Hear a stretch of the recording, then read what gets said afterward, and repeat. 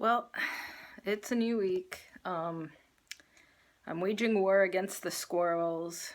I've got some of those bird spikes coming in, like the ones that you see on top of light poles in the city. And also some squirrel deterrent, which I assume smells like death, but fine, I don't have to be up in the attic. And hopefully it will motivate them to also not be in my attic. And I've still got some hardware cloth, and I pulled out a 2x4 from the shed.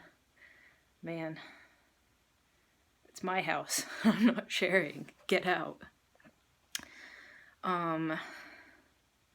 What else? Now I'm waiting on roofing companies to get back to me. The roofing company originally said they could do the interior, and now they're changing their tune, so I had to find somebody else. Everything is such a pain in the butt. The plant room is out of control. Can you see that? Some of the new intakes to this lunatic asylum here. Those have been poisoned. These have not yet. I have so many plants that I'm just giving everybody a prophylactic dose of poison because I don't want to deal with bugs anymore. I just watered in here. I really gotta get these things onto the shelves that I bought and like maybe chop back some of this jungle here. It's this and the roof and the squirrels is overwhelming. Hopefully I can get everything done by the end of December.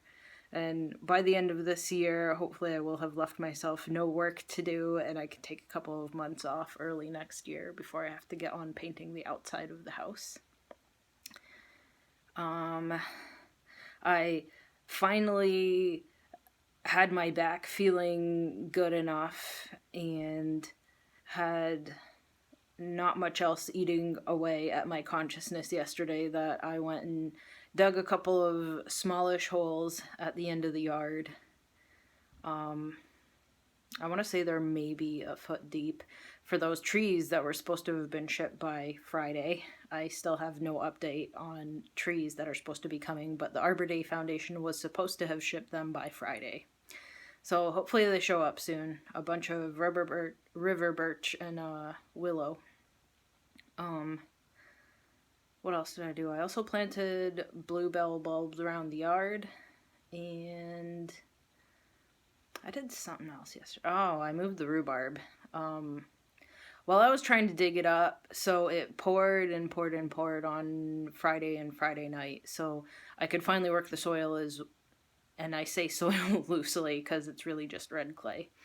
So I was finally able to work the soil because it was loose enough. It was squishing underfoot. But that means it was really heavy. So digging up that rhubarb, I broke off some of the roots. They're still in the ground. I don't know if it'll sprout new plantlets. But we'll see next year. What I did manage to get out of the ground, I moved over into the veggie garden.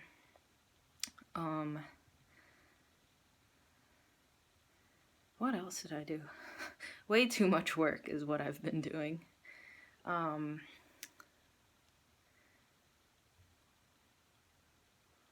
I got in most of the last of the plants that I had ordered. Why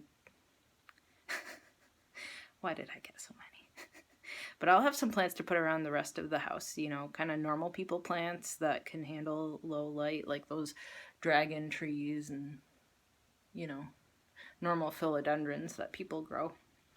And I still have 3 more plants that are coming to me. A couple of peperomias. I've decided to try peperomias again. I keep killing them. Like over my lifetime. And something that is an aroid that has convergent evolution with Monstera, but it's from Asia instead of South America. So I'll see how that grows. Oh, and I changed out those Monstera cuttings that had no roots or leaves in the fried chicken container over there instead of in perlite. I heard they root better if they're in sphagnum, so I took them off the top of the perlite and made some damp spag and put it in there, and we'll see if they root or not. What else? Oh, I got Georgie some cute little kitty cat containers, and I got wheat and oat grass and catnip that should be sprouted and ready for him to consume for Christmas. So he's getting a Christmas present this year. I don't know if he did last year because his last owners were, based on the state that I got him in January, not the best to him. So this might be his first Christmas. This seems like it's kind of a short vlog, but everything has just been kind of setting up to get the roofers here and trying not to stress myself out too much, but this year has been hard. Even if you haven't caught COVID, this year has just been hard. Logistically or psychologically or any other possible category, but it's been hard. Oh, and I repotted all the aroids. I don't know if I told you last time. So I put them in like a spag and perlite and Miracle Grow. So some of the old Miracle Grow that I had everything in, so I just kind of mixed it in with what my standard Nepenthes mix is. Even though for the bigger pots of Nepenthes, I've got like chunks of orchid bark and cocoa husk and stuff in there. So I guess it's essentially the same thing, but with normal fertilizer. You know, maybe I should just pot everything in the same thing and see how it does. I moved that PAF orchid into here because it's still alive. I don't know how it's still a survivor, but if it's hanging on, I moved it into there with the higher humidity plants, the Ampullaria peltata. I also got is that a Eustacia? No, it's a Micramphora, or Micramphora, however you pronounce it. So I moved it in there too, because it's from roughly the same area as Hemigwittenensis and peltata. The Hemigwittenensis is kind of a dead stick in a pot, but you know, you hang on to neps for at least a couple extra months because they might resprout. And we'll see how that does. I do poorly with the Philippine species, and I think it's because you really can't acclimate them to low humidity. They all really want higher humidity. So that Rob Cantley that I've had forever and a day that always makes tiny little lids, I think it's because of low humidity.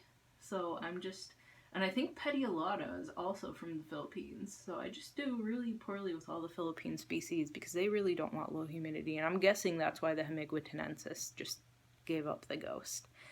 So, I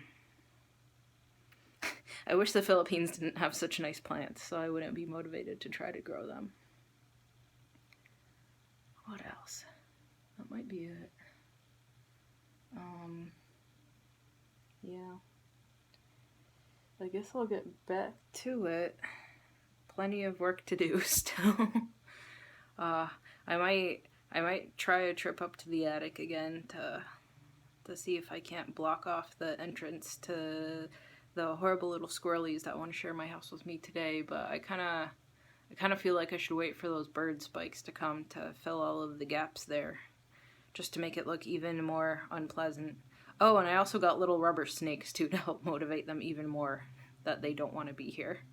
I almost posted online to see if anybody had a snake that I could borrow to put it up in my attic with the promise that it will be well fed when I give it back. Okay, on that note, bye till next week.